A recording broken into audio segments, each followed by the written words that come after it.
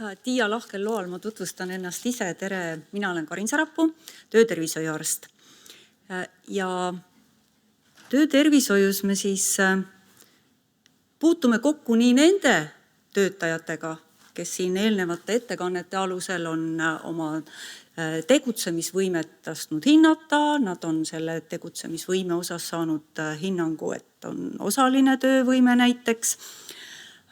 Ja ta on tervisekontrollis, kus nüüd lisaks sellele tegutsemisvõimele, mis on hästi üldine, tulevad juurde need konkreetse tööga seotud tegurid, mis võib tema seda hakkamasaamist ühes või teises suunas mõjutada.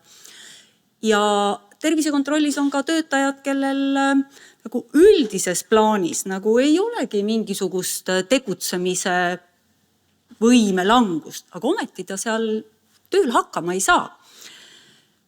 Esimese näitena on mul siin üks 22-aastane naine. Töötab kaablitööstuses. Noor naine.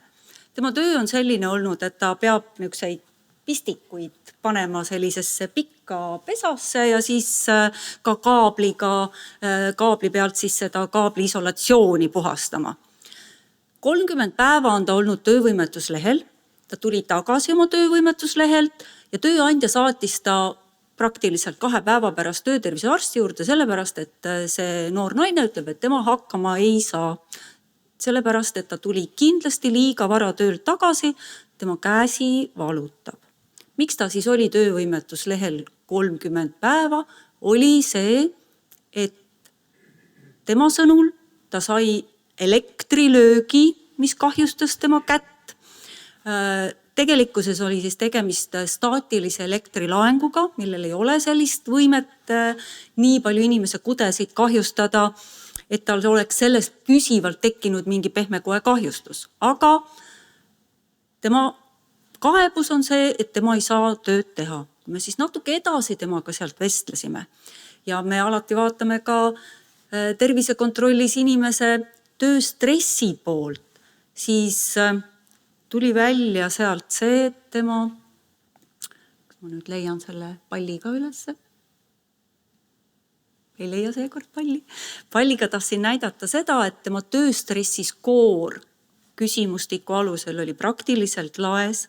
Kui ma hakkasin temaga rääkima tema sellisest töö toimetulekust siis stressi mõttes, siis ta lõristas tõsiselt nutta ja kui me hakkasime küsima, et kas siis nüüd see nii-öelda elektrilöök oli siis see, mis nagu nii tohutult temal seda emotsionaalselt poolt halvendas, siis tegelikult ei. Talle ei meeldinud see töö juba ennem ja talle ei meeldi see töö ka praegu.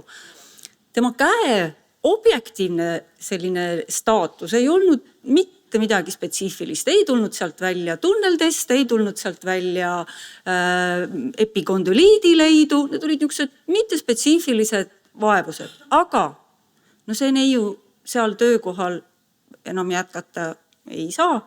Siis me leidsime lahenduse selliselt, et kirjutasime tervisekontrolli otsuse peale vajadused, et ta ei saa käelist tööd teha. Kuna tööandjal kõik tööd, mis ta seal saab teha, on käelised tööd, siis ta sai lepingu lõpetamise tervislikel põhjustel ja läheb siis töötukassasse endale vaatama võimalusi uueks tööks.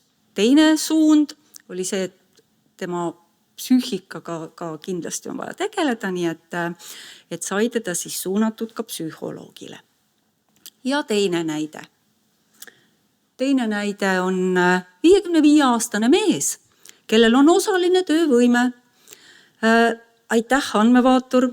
Ma väga loodan, et tervisejuhtimise töölaud ka arendab endale sinna selle funktsiooni, et me näeme, kas inimesel on töövõimed hinnatud ja mis tal see töövõime on. Ja väga loodan, et tulevikus on võimalik näha sealt ka veidikene rohkem, mis alusel see töövõime on hinnatud või mis täpsemalt aga. Sellel mehel siis osaline töövõime seetõttu, et tal on olnud 2005 aastal vaagne ebastabiilne murd ja lülisamba murd ka, teda on korduvalt lõigatud. Tal on jäänud sealt lülisamba spinaalkanali stenoos, aga seal enam midagi lõigata ei ole, see on niisugune püsiv seisund, aga ta saab täiesti edukalt hakkama. Tal on natukene ebamugav käia ebatasasel pinnal, tal on aeg-ajalt seljavalusid, mida ta ise ütleb, et no töö neid küll ei võimenda, ma tunnen seda ujumisel niisugust elektrisähvatust. Nii et see töö, mis tema siis teeb seal veepumplas ja veepuhasti hoolduses, sobib talle ideaalselt, ta ei vaja mitte mingisuguseid töökeskkonna lisakohandusi või piiranguid, nii et töötervisearsti jaoks on väga lihtne ja konkreetne otsus, töökeskkond ja töökorraldus muutmist ei vaja, sõltumata sellest, mis tema see üldine tegutsemisvõime on, see töö talle sobib.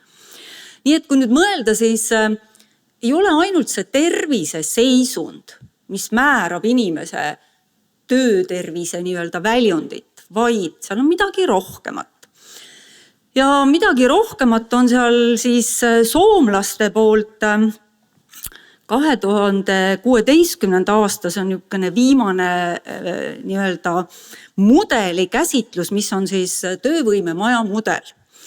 Ja töövõimemaja mudelis on siis leitudki see, et ainult üks osa sellest inimese töövõimest on siis see tema tervis või see funktsionaalne võimekus. Siis tulevad sinna juurde oskused, motiveeritus, väärtused ja lisaks töökeskkond ise. Miks seda hakati üldse uurima oli 90-ndatel, kui hakkas selguma demograafiline seis mitte ainult meil, vaid ka igal pool mujal, eks Euroopas, et tööealised inimesed tulid liiga vara tööturult ära vanusega seoses. Nad ei püsinud, aga vaja oli tööjõudu oluliselt rohkem.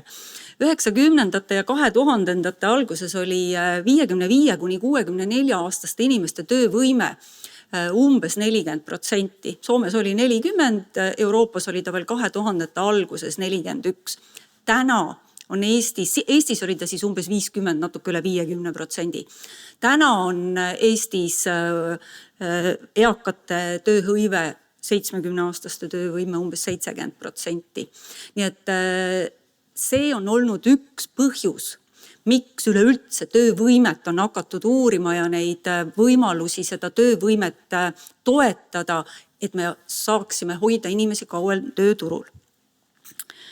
Ja peamised tegurid siis, mis mõjutavad töövõimet, on individuaalsed ja tööalased ja need on need, mida me siis seal töötervise kontrollis praktiliselt iga kord peame hindama ja vaatama, kuidas nende omavaheline mõju siis on, et inimene tööga saaks võimalikult hästi hakkama.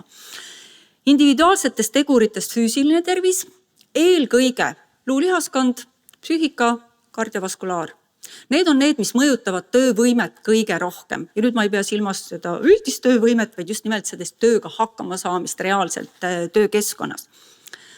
Vaimne tervis tänaseks on ületanud selle füüsilise tervise mõju, vaimse tervise mõju ja sellest tulenevalt ka töövõime langus on oluliselt suurem. Kui mina alustasin umbes 20 aastat tagasi, siis oli veel meil raudselt füüsiline tervis esikohal, aga juba Soome, Taani, Rootsi sellistel seminaridel tõid välja, et nendel on juba psüühika ja nüüd on ta meil ka siis juba mõnda aega on psüühika prevaleerub. Ja ta mõjutab siis eks ju läbi selle, et mida rohkem on vaimse tervise probleeme, seda pikem on töövõimetus, seda suurem on üldsegi selline töövõime kaotuse risk ja tööle naasmine on oluliselt madalam. Vanus füsioloogiliselt juba mõjutab, inimese ressurss, niisugune füüsiline ressurss on väiksem ja taastumine on pikem. Nii et seda tuleb lihtsalt alati arvestada, kui me töötervise sellist hinnangut anname. Ja haridus ja kompetents, mida madalam haridus, seda raskemat füüsilist tööd inimene üldjuhul teeb. See on üks pool ja teine pool on nüüd see, mida me täna jällegi näeme, on see, et kõrgharidusega inimestel pigem on vaimset tervist rohkem, mis mõjutab siis seda töövõimet.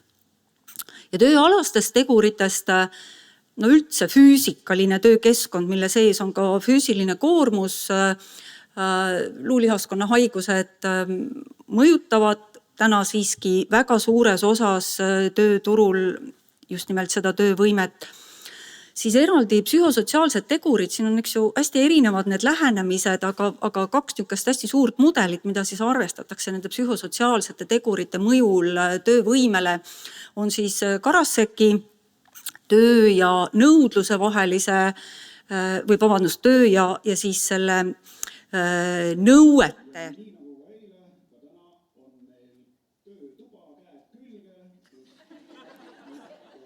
Reklaam ja paus.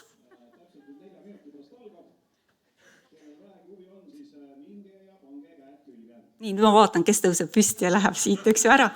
Aga et saab siis, eks ju, hinnata seda, kui suur on see tööalane nõudlus, ootus ja kui palju on inimesel endal kontrolli oma selle töö üle. Ja kui see balanss on paigast ära, siis on vaimne tervis päris tõsise löögi all. Ja teine niisugune suurem mudel, sakslase Sigristi mudel, on siis see, kui palju ma pingutan ja kui palju ma tasu saan mudel. Kui need on omavahel paigast ära, siis jällegi vaimne tervis väga sageli on häiritud ja miks ma need mudelid siin välja toon, siis need on need, mille alaselt me vaatame sekkumisi ehk interventsiooni. Kui me teame, mis on need tegurid, mis mõjutavad töövõimet, siis nende alusel me saame kujundada ka interventsiooni ehk sekkumised töökeskkonnas. Organisatsiooni kultuur ja juhtimiskultuur hästi oluline, kui töörollid on ebaselged, kui kultuur on paigast ära, siis on töövõime madalam, tööle naasmine on oluliselt aeglasem ja töövõimelehed või töövõimetust võetakse, töövõimelehte, siis ajutist töövõimetust võetakse oluliselt sagedamini. Nii et kui me töötervishoiust räägime üldse riiklikus või riigi kontekstis, siis töötervishoiu väärtus on eelkõige majanduslik väärtus, mis tuleb siis töövõime säilitamisest.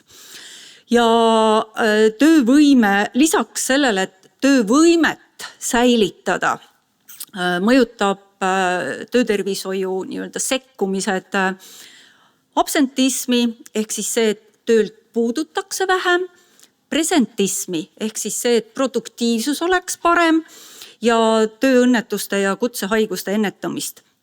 Et nüüd see, kui palju sekkumised on tulusad, see sõltub väga konkreetselt interventsiooni ehk siis nende sekkumiste sihitamisest ja nende nii-öelda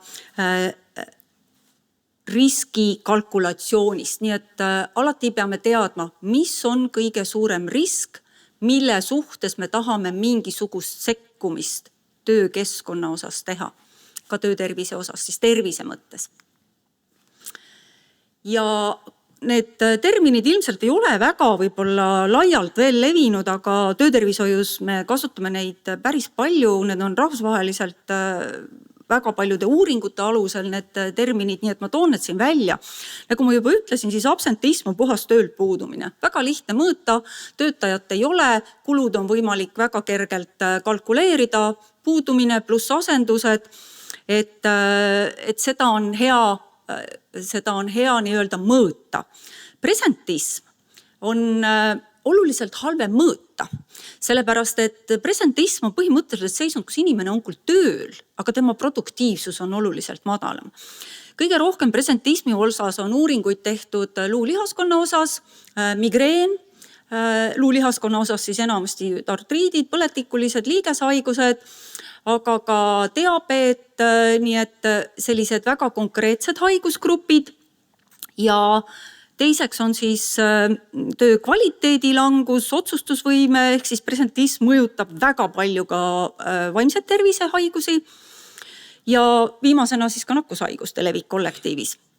Et presentismi puhul on üks Eesti 2016 tehtud magistritöö, mis mõõtis presentismi Eesti Töötukassas ja siis võrdluseks oli Eesti keskmine ja võrdluseks olid siis ka Poola keskmised näitajad. Ja uuring tõi siis välja, et mida kõrgem oli inimese sättumus tööl käia haigena, mitte võtta vajalikke haiguspäevi, siis seda madalam oli tema töömotivatsioon ja seda ebahuvitavamaks ta üldiselt oma tööd pidas. Nii et selline seos tuli siis välja magistritööst ja üldiselt siis selles uuringus oli näha, et näiteks Töötukassas oli keskmine presentism kõrgem kui Eestis tervikuna. Nii et tööl käimine haigena, ma vaatan oma kolleegide poole, siis alati kodus mõelge. Ja presenteismi saab mõõta tegelikult. Presenteismi jaoks on olemas küsimustikud, on olemas mõõtmismeetodid, nii et see on siis üks selline suund, kuhu me täna kindlasti ka töötervishoiu mõttes läheme, et mitte ainult tööandja ei mõõda ja ei saa mõõta neid puudutud päevi, vaid just nimelt sellest haiguspresentismi ehk kui palju inimese tervis mõjutab seda, et tema tootlikkus on madalam. Sekkumiste tõhusus. Tahan panna järgmist slaidi ja nüüd ta jõudis. Kui me rääkisime sellest, et me teaksime, mis on need tegurid, mis töövõimet mõjutavad, siis tore on, kui ma neid tean, aga eelkõige on see, et siis kui ma tean neid tegureid, siis ma pean teadma ka sekkumisi. Ja need sekkumised peavad olema siis ka efektiivsed. Töötervishoiualaseid sekkumisi uuringute alusel, nende kulutulu põhisust väga palju jookseb läbi selline siis nii-öelda tõdemus, et seda on väga raske mõõta. Sellepärast, et on keeruline väga ühesuguseid uurimisi kokku panna, kuna tingimused on niivõrd erinevad ja me ei saa niisugust pikka uuringuperioodi. Aga siiski, soomlaste kõige viimane, mis ma nüüd praegu leidsin, 2025 uuring, mis siis toob välja selle, et psühhosotsiaalsetest ja organisatsioonilised sekkumised on alati oluliselt efektiivsemad kui üksikinimese sekkumised. Teisest küljest on toodud välja näiteks, et vaimse tervise osas, presenteismi puhul näiteks oli üks uuring, mis haaras ehitussektorit, tervishoidu ja siis koole, tõi välja, et isegi üks tööpsühholoogi sekkumine vähendas selle ajaperioodi töövõimetuslehti 1/3 võrra, mis olid seotud siis psühhosotsiaalsete mõjudega ja vaimse tervisega. Nii et nagu öeldud, uuringu tulemused on erinevad, aga siiski. Siis on vaadatud, eriti palju on uuringuid ja need on kõige rohkem ka nii-öelda tõenduspõhised uuringud just nimelt tööle naasmise osas, et kui hästi me saame inimest pikalt töövõimetuselt tagasi tööle, siis mida kiiremini seda sekkumist luua, seda tõhusam see on, ei tohi jätta inimest pikalt. See noor neiu, kes oli 22-aastane, kes oli 30 päeva kodus, ilma mitte mingisuguse sekkumiseta, oleks jäänud veel vähemalt 30 päevaks koju ja veel vähemalt 30 päevaks ilmselt koju, sellepärast et tema vaimne seisund oli selline, et ta ei tahtnud sinna tööle minna ja kui me sellega ei oleks tegelenud, siis see töövõimetus olekski tal veninud seal. Siis kulutulupõhisusest tuuakse välja nagu väga konkreetselt selle, et kui sa sihid riskigruppi, kui sa sihid riskitegureid, siis sekkumised on kulupõhised. Lihtsalt üldised sellised mingid programmid või see, et teeme tervisekontrolli, lihtsalt vaatame, kuidas läheb, need ei tööta, need ei too tulu. Ja viimasena siin on üks belglaste uuring. Ma toon selle ekstra välja sellepärast, et see on see, kuhu poole ka meie ilmselgelt liigume siin Eestis, on see, et silmast silma, inimestel meeldib silmast silma arsti vastuvõtud, aga oluliselt kulutõhusam on see, kui tehakse digitaalsed küsimustikud. Digitaalsete küsimustike puhul selekteeritakse riskigrupid, need, kes vajavad interventsiooni, nendega tegeletakse silmast silma, teistele leitakse teistsugused lahendused, kui on vaja üleüldse. Nii et selline, kuigi selle uuringu puhul toodi välja see, et kui me hakkame tegema sellist väga sihitatud uuringut ja sellest tulenevat sekkumist, siis jääb esmane ennetus ja teisene ennetus, mis hõlmab natuke rohkemat, eks ju, inimesi ka, siis need jäävad tahaplaanile. Ja võtan ühe tagasi. Soome, mis siis, kus ma alustasin, et soomlased on väga tugevad töötervishoiuga teadusuuringute baas. Soomlastel siis alates 2022. aastast on sellised riiklikud suunised, mis põhinevad nende uuringutel, mis on siis kokku võetud ja vaadatud, et mis siis töötab. Töötab terviseteadliku elustiili propageerimine just nimelt töökohal, kollektiivne sekkumine, mitte ainult üksikisikupõhine, et ma võin ju vastuvõtul talle rääkida seda, kui see hea on, aga kui see on meeskonnas, kui see on kollektiivis tehtud, siis ta töötab. Töökohanduste rakendamine töötab nagu päris kindlasti luu-lihaskonna haiguste puhul ja varasemale tööle naasmisele aitab kaasa. Kolleegid, osalise töövõimetuslehe võimaldamine. Soomlaste kogemus on juba päris pikki aastaid see, et see töötab väga hästi. Rakendame osalist töövõimetuslehte, mis tähendab seda, et kohandatud tingimustes inimene saab töötada osakoormusega ja samal ajal siis olla pool aega käib tööl ja pool aega on siis tal see töövõimetusleht. Ja individuaalsed psühholoogilised sekkumised, soomlased siis toovad ka selle välja, see võib olla veebinõustamine, see võib olla lühinõustamine, aga et see tõsiselt aitab kaasa just nimelt siukse vaimse tervise osas. Kokkuvõttes, kuidas siis töötervishoius me saame töövõimet toetada, arvestades töökeskkonda, kasutades organisatsioonilisi ja süsteemseid sekkumisi. Ehk siis me peame töötama ettevõttega tervikuna rohkem ja tööle naasmist toetavad sekkumised. Ehk siis kõik need pikad töövõimetuslehed, pikad töövõimetused kiiremini tagasi tööle ja siin on mul pandud küll siia varase juurde ka õigeaegne sekkumine, et varane ei tähenda seda, et võib-olla kui see inimene murdis oma luu ära ja me tahame teda kohe järgmisel päeval öelda, et hakkame ikka tegutsema, aga igal haigusel on oma loomulik kulg, nii et kui see esialgne äge periood on möödas, siis võimalikult ruttu inimest nügida tagasi tööturule. Taastusravi on ju saanud selle kogemuse siin väga, väga hea, et me ju kõik, ma arvan, mitte kõik võib-olla, vabandust, aga paljud meist mäletavad seda, kuidas seljavaluga olid ikka haiglas või siis kodus voodis, vähemalt ikka ole nüüd ikka voodis, ole ära veel liikuma hakka, parane veel. Et täpselt sama on tööle naasmisega, ärge öelge inimesele, võta veel üks nädalake, parane veel, aga kui inimesel on vähegi funktsioneerimise niukest võimekust, et siis leiame lahendusi koos töötervishoiuga ja suuname neid tööle. Aitäh! Ja nüüd ma annan sõna edasi doktor Aaviksoole, kes võib-olla natuke peegeldab siis seda, et kas see töötab siis ka, mis ma siin teoorias rääkisin.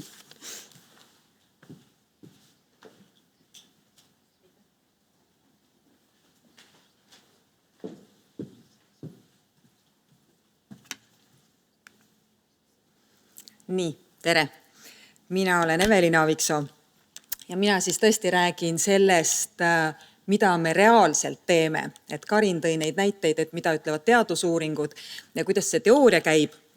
Aga ma siis räägin sellest, kuidas see töötervishoius päriselt käib.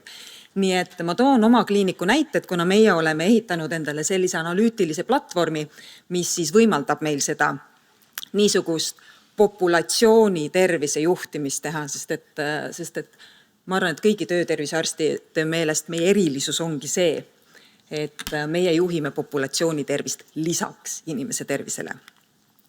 No vot, ja näitan siis siin on näiteks lihtsalt ülevaatena naturaalselt kogunevad andmed meie visiitidelt.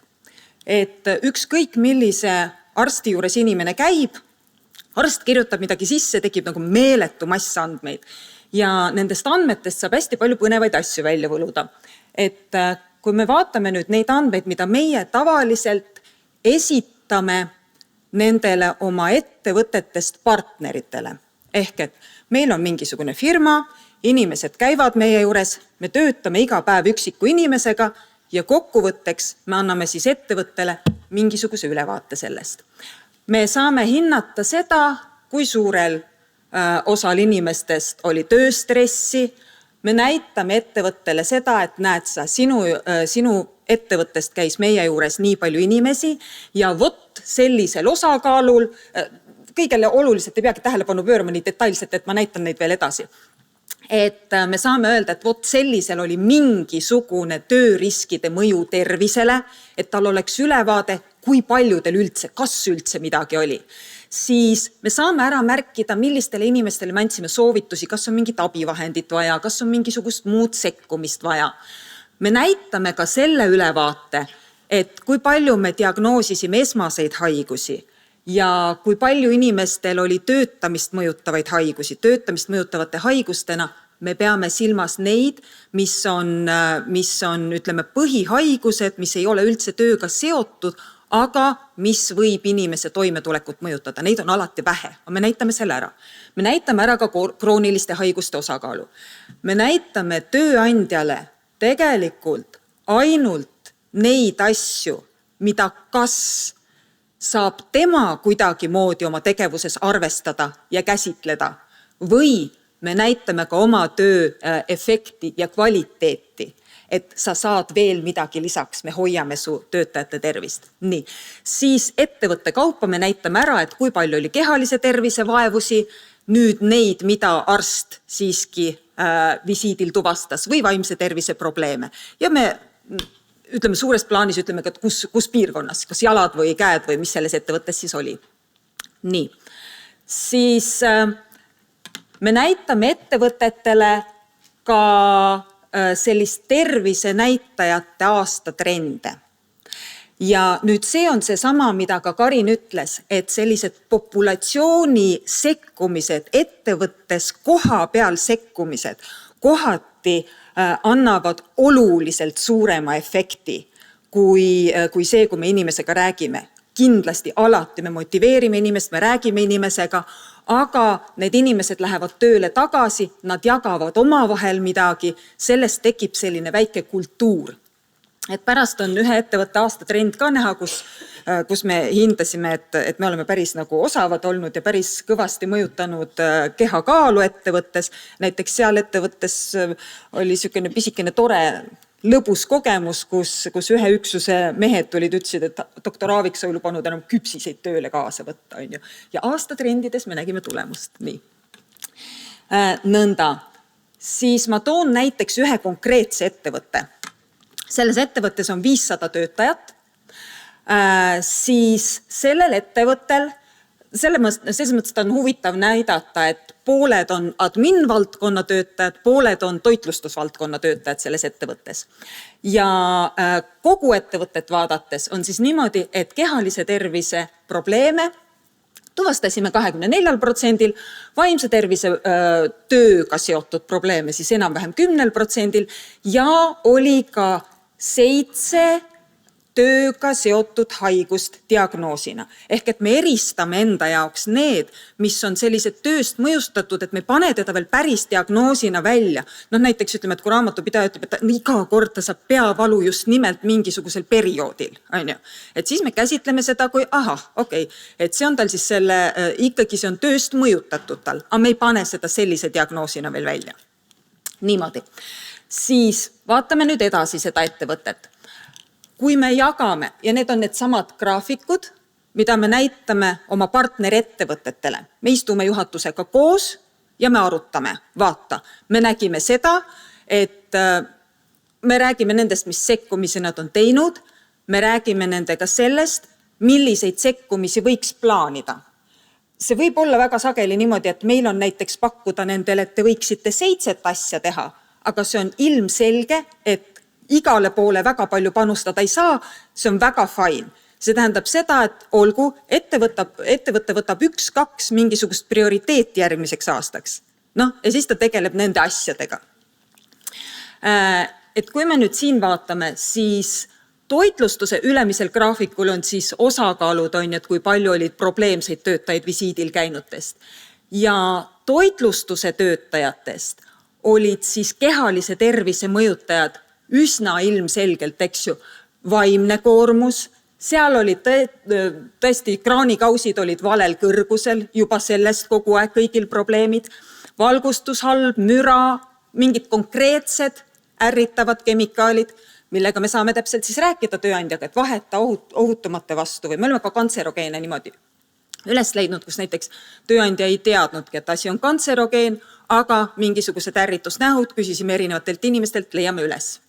Siis ebasobivad tööjalanõud näiteks, kui me vaatame admin-töötajaid, siis nendel hoopis teised kehalise tervise mõjutajad. Ja seal siis märkisin mummudega ära need, et milliseid milliseid piirkondi need siis rohkem tabavad, mis seal, näiteks eks ju, toitlustusel jalad, nii. Siis kui me vaatame sama ettevõtte vaimse tervise näitajaid, 10% oli vaimse tervise probleeme.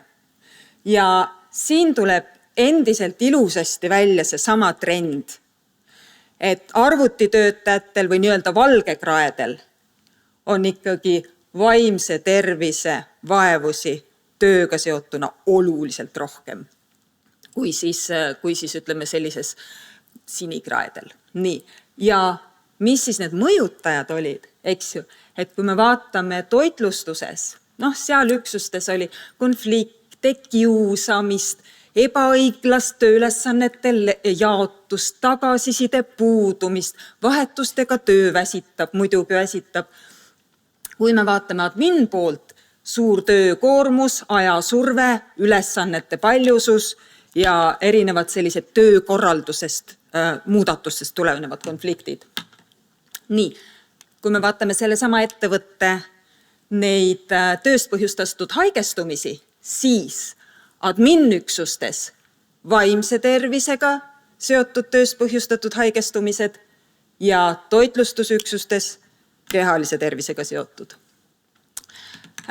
Nüüd ma lähen lihtsalt siia edasi, et toon näite paari erineva ettevõtte kohta. Kui me vaatame oma kõiki ettevõtteid, kes meil siis kliendid on, käivad, siis keskmine on 16% inimestest on kehalise tervise vaevused tööga seotud ja 10% on siis vaimse tervisega seotud.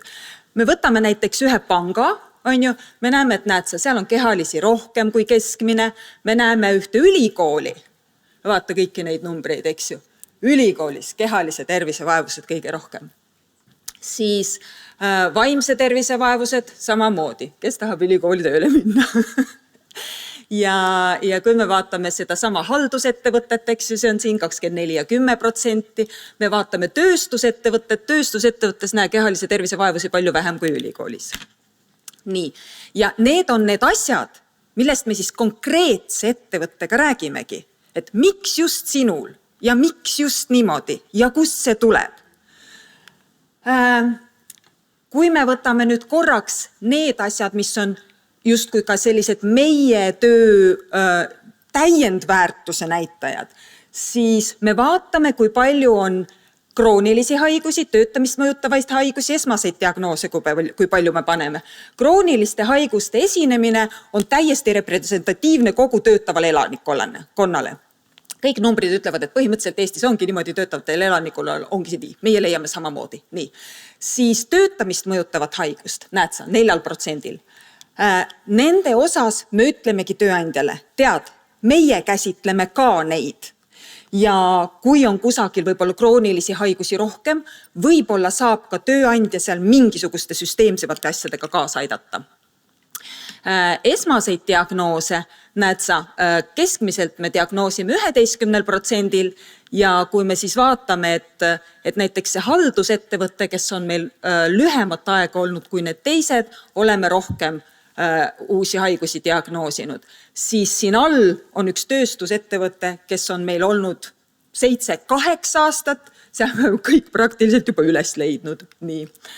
Ja korraks siis veel aastate trendid on, siin on 500 inimest ettevõttes, me näeme, et mõne aastaga me oleme saanud, mis see siis on, mis me alla oleme saanud? Me ei näe, siit ei sea. Vererõhku oleme alla saanud. Siis, kui me vaatame siin julgeolekuettevõtted, siis näed sa, saime neil KMI alla ja saime ülekaalu alla ja need olid need, kus Aaviksoo ei lubanud küpsiseid kaasa võtta. Aga see oli kõigest üks väike üksus. Seal on väga palju üksusi ja me oleme väga tõhusalt nendega tööd teinud selles osas. Siis siin küll üks natukene väiksem tööstus, aga siin me tegelesime päris korralikult tööriskide mõjuga, seal oli väga palju tööriske. Kaasa arvatud, see oli ettevõte, kus praktiliselt igal aastal mõni mees sai infarkti, insuldi lihtsalt selle tõttu, et pigem vanemad inimesed ja öötöö. Niiviisi. Siis, kui me valmistasime neid slaide, vaatasime teineteise slaide, siis Egle küsis tegelikult, et mis haigused need on, mis te diagnoosite. Mõtlesin, et ma panen siis selle ketta ka siia. Üle poole on tõesti sellised, ütleme, et see kas siis on ainevahetushaigused ja erinevad niisugused kopsu-südameuuringu leedude hälbed. Me alati ei pane ilmtingimata kohe ise diagnoosi välja, näiteks olulise obstruktiivse spirograafia tulemusega me siiski saadame ta näiteks veel metakoliintestile või ma ütlen, et meil on oma kindlad reeglid, et millal me paneme, millal me ei pane, aga põhimõtteliselt selline see jaotus on. Ja lipiidi ainevahetushäired, see ei ole niimoodi, et ma ei tea, üldkolesterool 5,1, ei. Need on ikkagi kas kõrge skoore riskiga, need on kindlasti LDL-id üle 5. Et siis on see, et me paneme neid diagnoose välja. Siis jah, muidugi leiame ka rütmihäireid ja igasuguseid erinevaid asju. Siis luulihaskonna haigused või lihasluukonna, nagu teie ütlete. et need on siis esmastena 3. kohal, need on muud sellised tendiniidid, kapsuliidid, igasugused asjad. Siis kuulmislangusi leiame päris palju, seal me paneme siiski ilmselgelt diagnoosi välja, vaatame korra kõrva ka.